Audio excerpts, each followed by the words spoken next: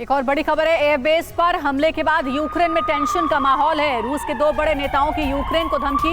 Dmitry Medvedev और Sergei ने चेतावनी दी है। पुतिन के एक्शन को लेकर यूक्रेन में टेंशन है। क्रीमिया ब्रिज अटैक के बाद यूक्रेन में हुआ था बड़ा हमला और आप देखिए एक बार फिर से यूक्रेन में टेंशन का माहौल है। दिमित्री मेदवेदेव और सर्गेई लावरोव ने चेतावनी दी है और इस चेतावनी के बाद अब कहा जा रहा है कि कोई बहुत बड़ा एक्शन रूस की ओर से लिया जा सकता है और यूक्रेन को इसका बड़ा खामियाजा उठाना पड़ेगा।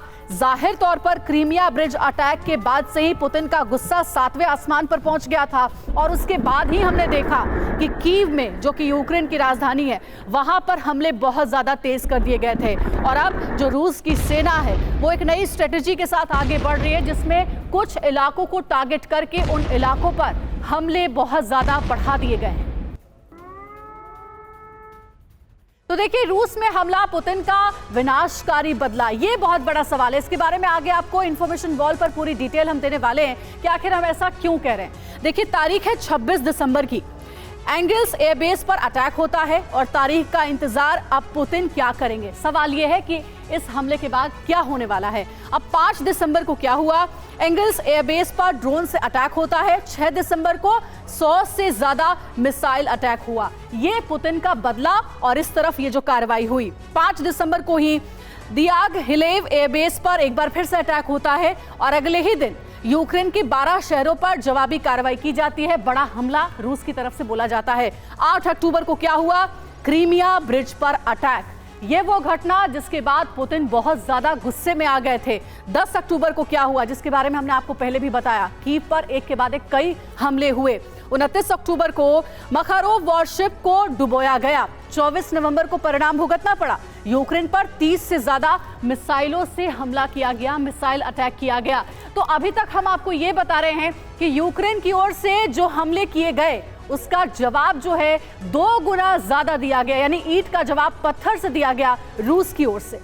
हालांकि नजर इस बात पे है कि पुतिन अब किस तरीके की रणनीति अपनाने वाले हैं। इंफॉर्मेशन आपके सामने होगी, क्योंकि यहां समझिए किस तरीके से अब बेलारूस में S-400 डिफेंस सिस्टम की तैनाती, क्या ये बड़े संकेत है? बेलारूस में स्कैंडर मिसाइल की तैनाती किस ओर इशारा कर रही है? बेलारूस में रूसी सेना के युद्ध अभ्यास को लेकर जो खबरें आ रही हैं, पोलैंड बॉर्डर पर बेलारूसी टैंकों का एक्शन नजर आ रहा है। पुतिन का आखिर ये प्लान है क्या ये तबाही का प्लान है? चर्चा करने से पहले ये जान लीजिए कैसे यूक्रेन के खिलाफ बड़े हमले की तैयारी में है रूस। इसको लेकर सबसे बड़ा सवाल बना हुआ है, 2023 में यूक्रेन में महाविनाश लाने की क्या रूस तैयारी में है? हमारे साथ गेस्ट इस वक्त जुड़ चुके हैं, उनका इंट्रोडक्शन करा दूं। As a defence expert join कर चुके हैं ओपी तिवारी सर, हमें स्वागत है सर आपका। और इस बीच आपको बता दें शेरदेंदु सर भी हमें ज्वाइन कर चुके हैं और साथ ही इस पर चर्चा करें कि आखिर युद्ध के इस हालात में प्रोफेसर संजय भारद्वाज, आप क्या लगता है जरूरी हो चुका है पुतिन के लिए अब जवाब देना, क्योंकि अब यूक्रेन हिमाकत कर चुका है रूस के अंदर जाकर वार करने की भी।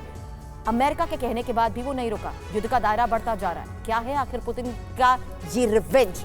देखिए, अलार्मिंग तो है निश्चित रूप से, और ये बात मान के चलिए कि जो आपने ट्रैक रिकॉर्ड दिखाया कि जैसे जैसे यूक्रेन अटैक करता है, युद्ध जो रशिया के बेसिस पे या ब्रिज पे या क्रीमिया पे अटैक किया, तो जो रूस का इंटेंसिटी बढ़ा है और जो दायरा है जो पर्टिकुलर अटैक्स का, जैसे कीव के कुछ क्षेत्रों पे अटैक किया, तो मुझे लगता है कि ये एक बहुत बड़ा एक अटैक है कि रशिया के एयर बेस पे अटैक किया है। निश्चित रूप से रूस इसका रिटेलिएट करेगा और जो यूक्रेन के जो मुख्य इंफ्रास्ट्रक्चर है, खासकर जो कीव में बेस्ड है, मुझे लगता है कि बेलारूस में जिस तरीके से इसके अंदर मिसाइल उन्होंने तैनात की है, तो ये इसको मजबूती से अंजाम देंगे। और मुझे नहीं लगता कि इस तरीके का, देखिए 2 बातें हो रही है। पहली बात कि रशिया कह रहा है कि हम इसमें नेगोशिएट करना चाहते हैं, डिप्लोमेटिक चैनल खोलना चाहते हैं, लेकिन हमारे इस प्रपोजल्स को मानिए। यूक्रेन कह रहा है, लेकिन यूक्रेन कह रहा है कि पीस सबमिट होना चाहिए, वो किसमें, यूएन में होना चाहिए, लेकिन हम ये जो प्रपोजल है इसको एक्सेप्ट नहीं कर रहे। तो जो वर्ल्ड जो डिवाइडेड है, नहीं मैं वही बात कह रहा हूँ, जो वर्ल्ड जो डिवाइडेड है कि एक पीस कैंप है जो पीस चाहता है, एक जस्टिस कैंप है। मुझे लगता है अभी भी यूक्रेन जस्टिस कैंप के साथ खड़ा है कि हमारे जो क्षेत्र हैं वो हमको जब तक नहीं मिलेंगे हम पीस नहीं करेंगे। तो फिर आप बड़ी बात ये है, बड़ी बात यहाँ पर ये है कि जो पीस के लिए अमल करने वाली बात है वो दोनों ओर से नहीं दिखाई दे रही है।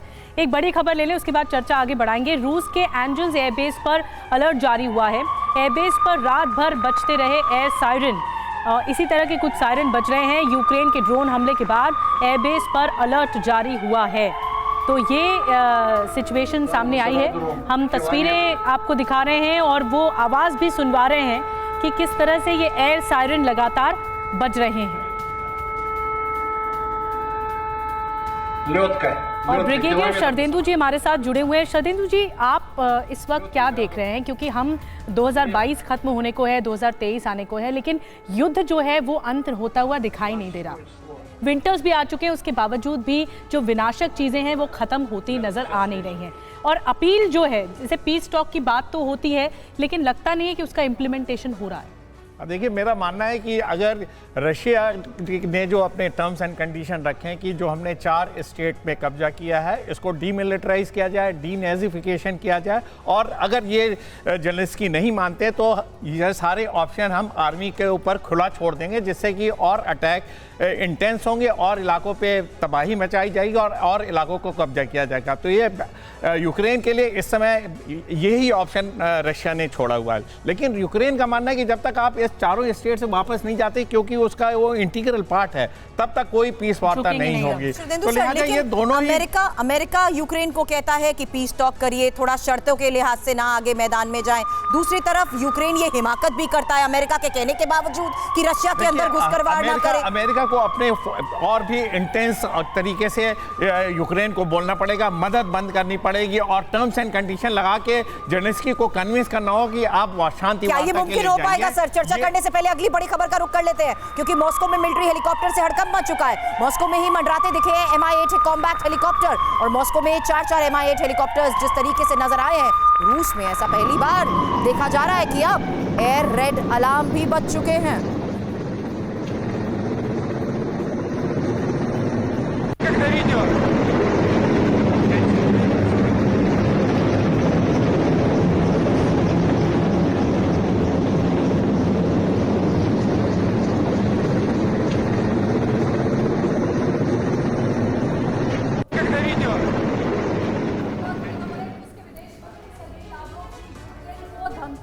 और यूक्रेन को ये जो धमकी दी जा रही है उसमें कहा जा रहा है कि एक बार फिर से यूक्रेन को गंभीर परिणाम भुगतने पड़ेंगे। खास करके आने वाले साल में रूस की ओर से जो हमले हैं वो और ज्यादा तेज कर दिए जाएंगे। यही धमकी मेदवेदेव की ओर से भी सामने आई है और अब सर्गेई लावरोव भी यही कहते नजर आ रहे हैं। यूक्रेन सरेंडर करे, नहीं तो सेना फैसला करेगी। मॉस्को के प्रस्ताव माने कीव, ये कहा है सर्गेई लावरोव ने। प्रस्ताव कीव के हक में, यूक्रेन को अच्छे से पता है ये। सर्गेई लावरोव कहते हैं कि लगातार हमले जो तेज कर दिए गए हैं वो उसकी वजह ये है, वो इसलिए है क्योंकि जेलेंस्की मानने को तैयार नहीं है। ये पूरा इंटरव्यू टास ने लिया है जिसमें सर्गेई लावरोव ने ये बड़ी बातें कही है। और देखिए रूस की नई रणनीति क्या है, कभी धमकी तो कभी शांति। सर्गेई लावरोव जो कि पुतिन के बेहद करीबी हैं, वो कहते हैं यूक्रेन सरेंडर करे, नहीं तो सेना फैसला करेगी। पुतिन क्या कहते हैं? मॉस्को कीव के साथ बातचीत को तैयार है। आगे का बयान हम आपको सुनाते हैं। देखिए सर्गेई लावरोव कहते हैं कि मॉस्को के प्रस्ताव माने जाने चाहिए। पुतिन का जवाब क्या आता है? यूक्रेन जंग का समाधान चाहते हैं। सर्गेई लावरोव की ओर से क्या कहा गया आगे? अपने इलाके को रूस के हवाले करो। पुतिन कहते हैं पश्चिमी देश जंग रोकना नहीं चाहते हैं। तो सर्गेई लावरोव जो है वो लगातार चेतावनी देते रहे हैं तिवारी सर यूक्रेन को, जेलेंस्की को, लेकिन जेलेंस्की मानने को तो तैयार नहीं है। सर्गेई लावरोव, मेदवेदेव, ये दोनों बेहद करीबी पुतिन के, अगर वो ये कह रहे हैं कि आने वाले साल 2023 में हमला और ज्यादा तेज होगा, यूक्रेन को और गंभीर परिणाम भुगतने पड़ेंगे, इसमें कितना दम नजर आ रहा है और क्या आने वाले साल में ये युद्ध खत्म होता नजर आता है आपको? देखिए पुतिन तो हेड ऑफ ऑर्गेनाइजेशन है। पुतिन को ये स्टेटमेंट अपनी तरफ से इनिशिएटिव दिखा रहे हैं कि वो शांति के पक्ष में है, यूक्रेन नहीं चाहता। बट द सेम टाइम ये ना लगने लगे कि ये देश दब चुका है और नुकसान हो चुका है, इसलिए अपने जो नंबर 2 है इनसे कहला के कुछ कहते हैं तो अटैक कर सकते हैं। लेकिन इसको देखा जाए युद्ध किस मोड में जा रहा है। ये जो यूक्रेन का जो अटैक कभी एक्शन एयरफील्ड पर हुआ है, इसमें दो चीज़, एक पहलू में और एक में सामने नज़र में आती है। बिकॉज इसको रशिया तो रिएक्ट बहुत तगड़े तरीके से करेगा। हो सकता है कि इसकी मेन एडम बिल्डिंग या कोई मेन हेडक्वार्टर्स या इक्विपमेंट डिपो इंफ्रास्ट्रक्चर को डिस्ट्रॉय तो करेगा, मे टेक 2 और 3 डेज, 3 दिन लेगा और वो पूरा करेक्ट तरीके से मतलब आइडेंटिफाई करके पिन पॉइंट टारगेट करके डिस्ट्रॉय करेगा।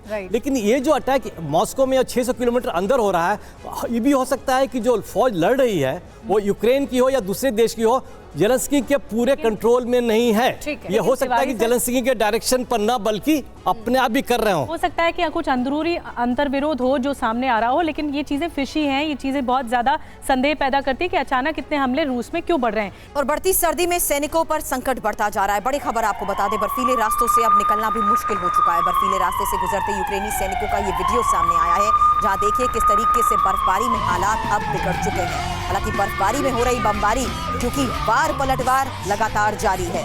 यूक्रेन अब जिस तरीके से वीडियो जारी कर रहा है उसके जरिए भी साफ ये पता लग पा रहा है कि किस तरीके से बर्फबारी के इन हालात के बीच सैनिक भी डटे हुए हैं लेकिन फंसे हुए भी हैं। भारद्वाज सर, यही मैं आपसे जानना चाह रही थी। दोनों तरफ से ये कह दिया गया है कि वार पलटवार जारी रहेगा, लेकिन युद्ध का ये जो दायरा अब बढ़ता जा रहा है उसमें क्या जेलेंस्की ने ही मजबूर कर दिया है, प्रोवोक कर दिया है, या इग्नाइट करने की कोशिश कर रहे हैं पुतिन को किसी लिहाज से? देखिए, पहली बात तो आपने जो ये डिफिकल्ट टाइम है, विंटर जो है एक डिफिकल्ट टेरेन में लड़ाई हो रही है, निश्चित रूप से एक चैलेंजिंग है।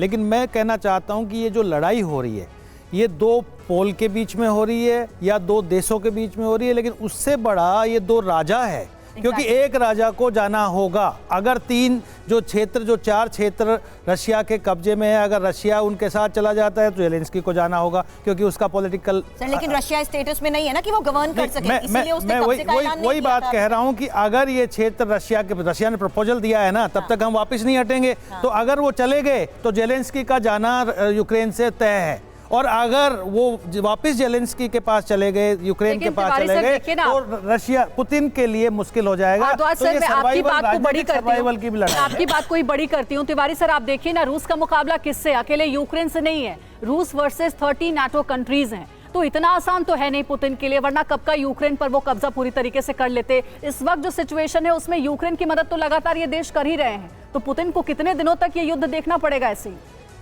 देखो अंजलि, ये इस टाइप की जो लड़ाई होती है, किसी की देश के अंदर घुस के कब्जा करना और उसको कैप्चर करके रखना इतना किसी भी देश के लिए आसान नहीं है। विश्व में कभी भी नहीं हुआ है। एक खाली बांग्लादेश में जब इंडिया ने घुस के कब्जा किया था, वो इसलिए संभव हुआ था कि वहाँ लोकल पॉपुलेशन का फुल सपोर्ट था जी। अब किसी भी शहर में घुस के, तो रशिया को भी मालूम है कि जहां तक वहां पर रशियन पॉपुलेशन ज्यादा है वहां रोक सकता है, उसको उसके आगे बढ़ के आज भले कब्जा कर ले, बाकी लंबे समय तक उसको अपने कंट्रोल में रखना मुश्किल है। लेकिन इस बीच सर बयान बहुत सामने आ रहे हैं। अगली बड़ी खबर भी है, यूक्रेन के विदेश मंत्री दिमित्रो कुलेबा ने एक बड़ा बयान दिया है। 2023 में जंग जीतने के लिए कुछ भी यूक्रेन करेगा। अब ये बयान भी बहुत मायने रखता है। जंग को निर्णायक बनाने के लिए जो भी करना होगा जरूर करेंगे।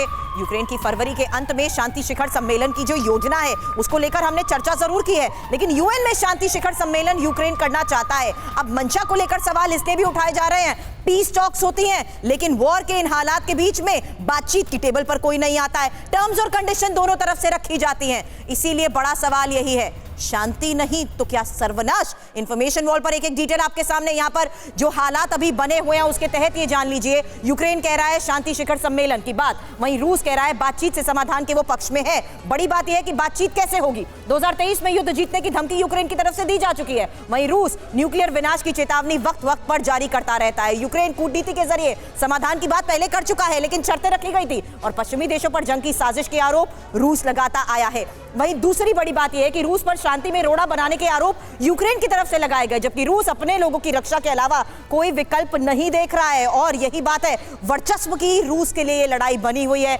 ऐसे में शरदेंदु सर, सवाल वही आता है, बातचीत के लिए क्या कोई किसी को राजी कर पाएगा? मैं ये बात इसलिए कोट कर रही हूं क्योंकि अभी प्रधानमंत्री नरेंद्र मोदी के साथ भी जेलेंस्की की बातचीत हुई है और पीएम मोदी पहले भी ये कह चुके हैं कि किसी भी युद्ध का हल सिर्फ बातचीत के जरिए ही निकल सकता है। हो सकेगी क्या बातचीत?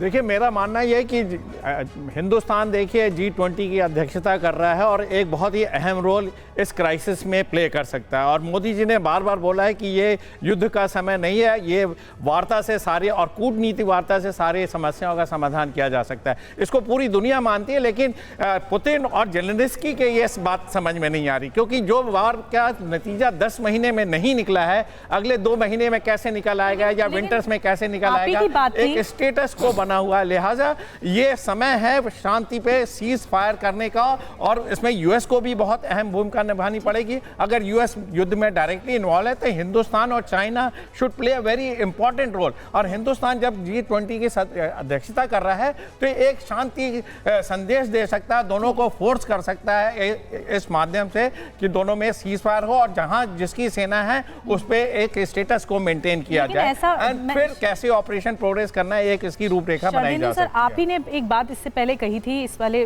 प्रश्न के आंसर में आपने ये बात कही थी कि मंशा नहीं दिख रही है दोनों ओर से, वो जेलेंस्की की ओर से भी और पुतिन की ओर से। एक और बड़ी खबर है, रूस के पैराट्रूपर्स का विध्वंसक एक्शन, 30 mm रॉकेट लॉन्चर और टैंक से युद्धाभ्यास जारी है। फाइटर जेट को निशाना बनाने का युद्धाभ्यास। तो तस्वीरें भी आपको दिखा रहे हैं कि किस तरीके से रॉकेट लॉन्चर और टैंक से युद्धाभ्यास चल रहा है।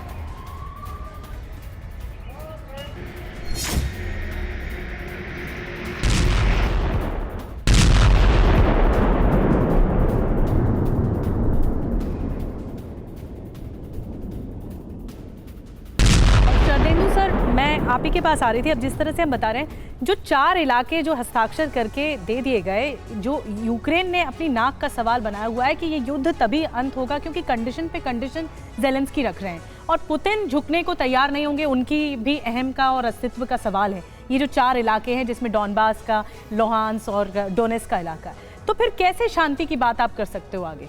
मंशा ही नहीं है। देखिए, शांति की वार्ता इस समय मेरा मानना है कि ये जो चारों इलाके हैं ये इंटीग्रल पार्ट है यूक्रेन का। इससे आज नहीं तो कल रशिया को इस इलाके को वेकेट करना पड़ेगा। क्रीमिया की बात अलग थी, क्रीमिया कभी भी यूक्रेन का हिस्सा नहीं था, इसलिए उस पर जो कब्जा रशिया ने किया वो एक अलग थी। लेकिन ये जो 4 स्टेट है ये हमेशा से इंटीग्रल पार्ट रहे युक्रेन के, लिहाजा ये जिद है पुतिन की कि रशिया के लिए सबसे अच्छी स्थिति ये थी कि आप लोनास्क और डोनेट्स्क के इलाके में जो वहाँ की जो इंटरनल टर्मोइल थे उसको हवा देते और किसी तरीके से सत्ता परिवर्तन करते यूक्रेन में और अपनी एक ऐसी सरकार बनाते जो प्रो रशिया हो। लेकिन तिवारी सर, इस वक्त क्या ज्यादा मुश्किल नजर आता है आपको, पुतिन के लिए, रूस की सेना के लिए अपने कब्जे वाले इलाकों पर अपना कायम रखना कब्जा, या फिर यूक्रेन के नए इलाकों पर हमला करके एक बार फिर से कब्जा करना? सबसे ज्यादा इंपॉर्टेंट क्या है इसमें? सबसे ज्यादा इंपॉर्टेंट है जहां तक कब्जा किया हुआ उसको कंट्रोल में रखना, और बाकी जो अटैक आगे बढ़ने की कोशिश तो रशिया मेरे ख्याल से झेल चुका है, अब गलती कभी भी नहीं करेगा। अब उसको खाली ये कंफ्यूजन क्रिएट करेगा और उनका infrastructure, electric infrastructure, academic infrastructure, बाकी सारी चीज़ डिस्ट्रॉय करेगा और इस तरीके से कंफ्यूजन क्रिएट करेगा ताकि यूक्रेन की सिटीजन गिव अप कर जाए और जेलेंस्की के खिलाफ सड़क पर आए, तभी जेलेंस्की इस्तीफा देंगे। और जेलेंस्की को ऐसा लग रहा है कि नाटो देश और वो देश सब यूएस ने भी इनडायरेक्टली उसको हिंट दे दिया है। नेक्स्ट टू इम्पॉसिबल लग रहा है sir, next to impossible. Next to impossible, I agree to the some extent, लेकिन जनता की जो रुकावट, जनता का जो उसके खिलाफ जो उनके क्लियर होगा, दिमाग में बात आएगी। ये भी एक संभावना, ये भी एक एंगल है जिसके बारे में आपने बताया। युद्ध के मैदान से एक और अहम खबर, फ्रंट लाइन पर तैनात रूस का S-300 रूसी सेना को हवाई हमलों से बचा रहा है। 24 घंटे दुश्मन पर S-300 से पैनी नजर रखी जा रही है। तो देखिए, रूसी सेना भी लगातार अपनी मुस्तैदी दिखाती हुई नजर आ रही है। S-300 को तैनात किया गया है जो कि 24 घंटे दुश्मन पर नजर रख रही है। भारद्वाज सर, हमले तो लगातार यूक्रेन भी कर ही रहा है, रूस को बड़ा नुकसान पहुंचा ही रहा है, लेकिन रूस की जो तैयारी है वो आपको लगता है कि काफी है यूक्रेन को घुटनों पर ला देने के लिए? देखिए, 3 बातें कहना चाहता हूँ। निश्चित रूप से देखिए, रूस है एक मिलिट्री पावर है और यूक्रेन उसके सामने कहीं नहीं ठहर रहा है क्योंकि वेस्ट से सपोर्ट मिल रहा है, मिलिट्री, लॉजिस्टिक, हर तरीके का सपोर्ट। 3 बातें मैं कहना चाहता हूँ। हम इस लड़ाई को इन 4 क्षेत्रों, 4 जो डॉनबास और इसमें नहीं सीमित कर सकते क्योंकि इसमें रशियन कॉन्स्टिट्यूएंट्स भी बराबर हैं, रशियन सपोर्टर भी हैं, ये बात नहीं भूलना चाहिए। लड़ाई थी नाटो की कि नाटो का कहाँ तक एक्सपेंशन होना चाहिए, जो बहुत महत्वपूर्ण है, वो अभी सेटल नहीं हुआ है और उससे बड़ा जो युद्ध चल रहा है। देखिए, आप इसको बड़े दायरे में देखने की जरूरत है कि जब तक वर्ल्ड ऑर्डर सेट नहीं होगा, जब तक आश्वस्त अमेरिका नहीं होगा कि अभी भी मैं यूनिपोलर वर्ल्ड है, मैं ही डिटरमाइन करूंगा, तब तक अमेरिका पीछे नहीं हटेगा। और इसको काउंटर करने के लिए जो रशिया और चाइना एक नेक्सस बना है, जब तक वो सेटिस्फाई नहीं करोगे, हमने बाइपोलर बना दिया, तब तक वो नहीं हटेंगे। तीसरा, भारत चाहता है कि ये मल्टीपोलर हो और भारत अपनी भूमिका की पीस एक बिल्कुल सही बात है सर। भारत की ओर से तो बार बार ये कहा ही जा रहा है। ज़ेलेंस्की से बात भी हाल ही में फोन पर की गई है प्रधानमंत्री नरेंद्र मोदी की ओर से, जिसमें दोबारा से प्रधानमंत्री ने कहा है कि ये युद्ध रुकना चाहिए, आइए पीस टेबल पर बात करिए, बहुत नुकसान हो रहा है। बाखमुत पर कब्जे के लिए भीषण जंग जारी है। यूक्रेन का कई रूसी सैनिकों को बंधक बनाने का दावा, यूक्रेन ने जारी किया बंदी रूसी सैनिकों का वीडियो।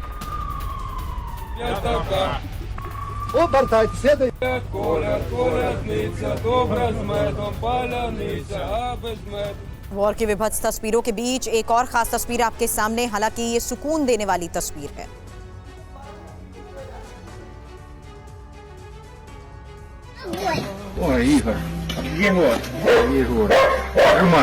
यूक्रेनी सैनिक की ये तस्वीर है जो वॉर जोन में बच्चों को टॉफी और गिफ्ट बांटते हुए नजर आए।